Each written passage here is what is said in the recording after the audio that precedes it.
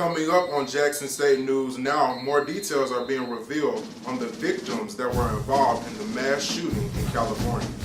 And the federal government releases the November jobs report. The news starts now.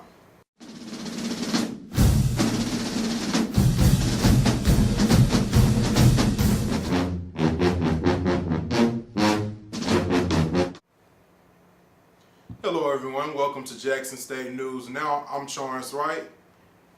2 days after a coordinated attack in California killed 14 people and left 21 injured, investigators are still searching for a motive. The assassins didn't leave a manifesto. They had no criminal records, and neither was on the terror watch list. So what motivated the attack? Was it their terrorism, or was it the workplace tension erupting? Polo Sandoval is in California with the latest. Well, investigators could be closer to establishing a motive in Wednesday's shooting. A search of Saeed Farouk's townhome revealed evidence that investigators will be poring over today as this community in California begins to heal. When it comes to people who engage in these kind of vicious, brutal acts, we'll spare nothing in bringing them to justice and protecting the people along the way. Officials are looking into the possibility Saeed Rizwan Farouk was radicalized, a potential motive for Wednesday's deadly attack.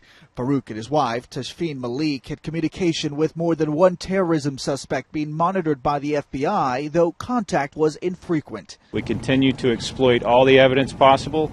As I've said from day one, the evidence will lead us to the facts. Some of that evidence has been disclosed, pointing toward a couple who was planning something. Investigators found two relatively new smashed cell phones in a garbage can near one of the crime scenes. A computer missing its hard drive was recovered from the couple's home, along with 12 pipe bomb-type devices used to make IEDs and thousands of rounds of ammunition. The San Bernardino County Sheriff's Department has also released crime scene photos, assault rifles and pistols used in the attack, the black SUV, ammunition found inside the SUV, and the gear the attackers were wearing. It was unspeakable, the carnage that we were seeing, the number of people who were injured and unfortunately already dead, and the pure panic on the face of those individuals that were still in need. Vigils were held for the victims Thursday night at a mosque in Chino, California, and a stadium near the attack site.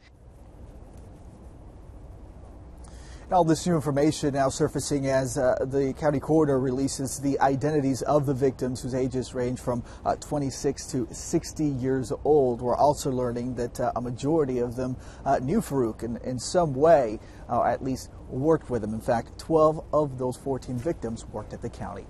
Reporting in San Bernardino, California, I'm Polo Sandoval. A Texas judge has sentenced a man in the 2013 stabbing of students at Lone Star College in the Houston area.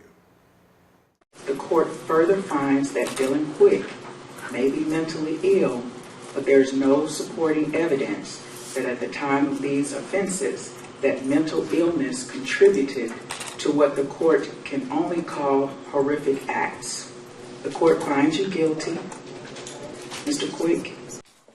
Dylan Quick has been sentenced to 48 years in prison for stabbing 14 Lone Star College students 2 years ago. The 23-year-old admitted using a scalpel and X-Acto knife in the attacks. A Michigan high school student is getting quite the lesson about the power of the press. When he asked his school district for information for an article he was writing, he was hit with a huge bill. Curtis Jackson reports. It was just kind of interesting seeing why they were blocking the websites, which were being blocked, and who made the decisions. Salem High School senior Chris Robbins wanted those questions answered for an article he was writing about blocked websites for the school newspaper. So he sent the district a Freedom of Information Act request, also known as a FOIA. They gave me majority of the FOIA requests. They gave me everything except for the 85 staff emails. The emails were from staff members appealing to have some websites unblocked. The district said Chris could have them, but it would cost almost $8,000. I was completely surprised. I didn't expect them to bill a student that much money for anything. The district says the fee covers the cost of gathering the emails. For now, Chris is writing the story without them. He's hoping it will shed some light on a decision-making process that should have been more public. Journalism at its finest.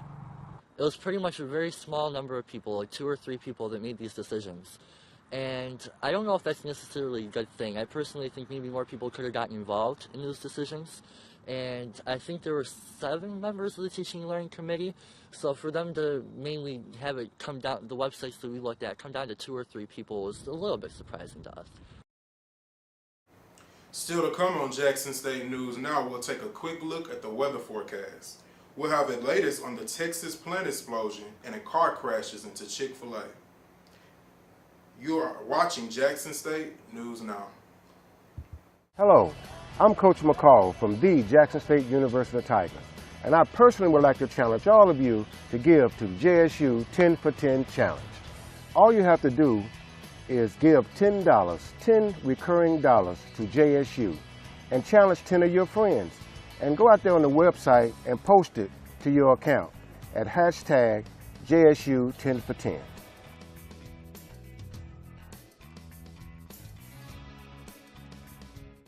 Welcome back to Jackson State News Now. Today the federal government released the November jobs report, and that tops our look at the news around the nation. The American economy created 211,000 jobs in November.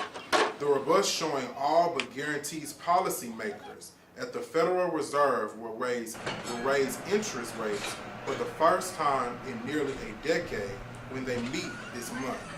The employment rate held steady at 5%, unchanged from October. The big gain in hiring reported for October was revised upward by 18,000 jobs, and September's weaker payroll performance was revised upward by 8,000. The labor market strength evident in the November data removes the last major obstacle before the Fed decision. In West Texas, no one was seriously hurt in an explosion and a fire at a natural gas processing plant.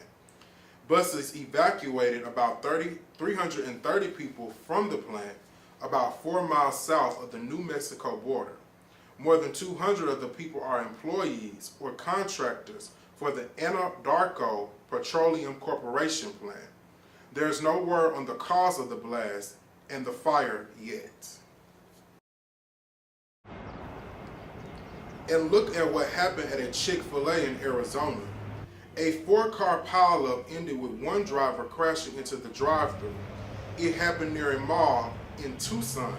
Police say the gold car collided with 2 other cars, then landed on its side after hitting a gray car sitting in the Chick-fil-A drive-thru lane.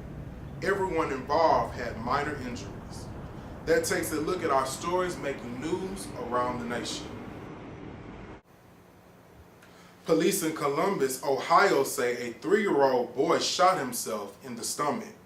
Demir Crowder is now recovering at a Columbus hospital. But authorities and neighbors are wondering how the boy got access to a gun. News of a 3-year-old neighbor being shot hits hard for Roberta Cox and her grandson. It's very misfortunate. It's a very unfortunate thing because, you just have to put guns up. Police say that Crowder was shot in the stomach and that they found a handgun laying out in the open in the upstairs part of the home when they got there. I understand living in this neighborhood that you want to protect yourself, but you also need to protect the children that's in the house. Police say the boy's mother was inside when it happened. They say no one else was hurt. Now neighbors are hoping for the best. I just hope the little boy get through his surgery and all that and hopefully can come home. I feel really bad for the mom because, she's don't know if her child, don't know what condition her child is in. Police say the boy's mother could be facing child endangerment charges. Family members also say the woman is pregnant and they are worried about the mother's safety.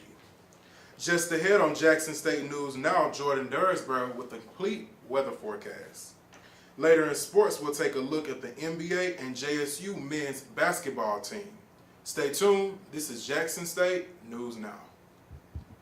I'm Alexia Norwood, a graduate of Jackson State University, and I'd like to challenge you to join me in the 10 for 10 challenge. All you have to do is to give $10 to Jackson State University and challenge 10 of your friends to do the same and upload the video. Be sure to tag at Jackson State on Facebook and use hashtag JSU10for10 on Instagram and on Twitter.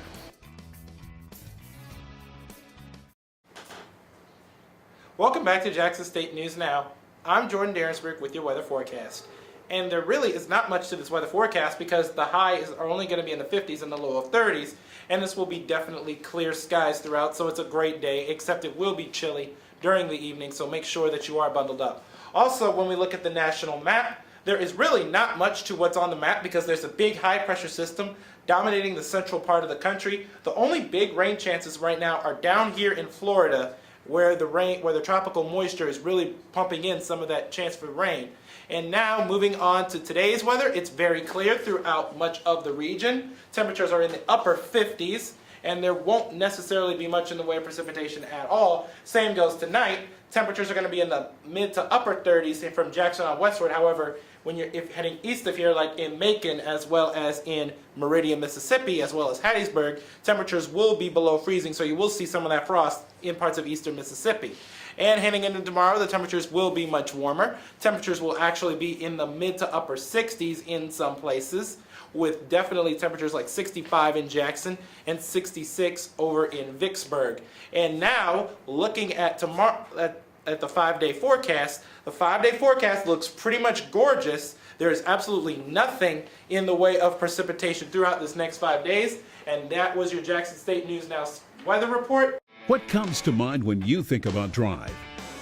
Breakthroughs in research, artistic design, the latest technology, hand in hand with education. Think JSU. We have a rich history, and we're a growing part of your community, with campuses in Jackson, Madison, downtown, and a comprehensive online learning program. We're everywhere you are, challenging minds and changing lives. So what are you waiting for? Come, be a part of JSU. Thank you for that weather report, Jordan. This is our final newscast for the semester. That's right, final exams start tomorrow. For Jordan Darensburg, I'm Charance Wright. Thank you for watching Jackson State